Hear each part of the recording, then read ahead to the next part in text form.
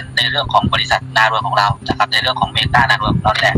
วงจรทั้งหมดทั้งมวลนะครับที่พวกเรากำลังทำกันเนี่ยมันเป็นในเรื่องของคอนเทนต์ที่เรียกว่าหลายคนหลายมุมมองหลายคนหลายความคิดนะครับแล้วก็หลายคนหลายทัศนคติเนาะถ้าเกิดคนไหนที่เข้าใจคนนั้นก็จะประสบความสำเร็จนะครับเพราะฉะนั้นในเรื่องของโซเชียลของเราเนี่ยเป็นโซเชียลเมืองไทยนะครับเป็นโซเชียลที่ไทยทำเองนะครับแล้วเป็นโซเชียลที่ไม่เหมือนใคร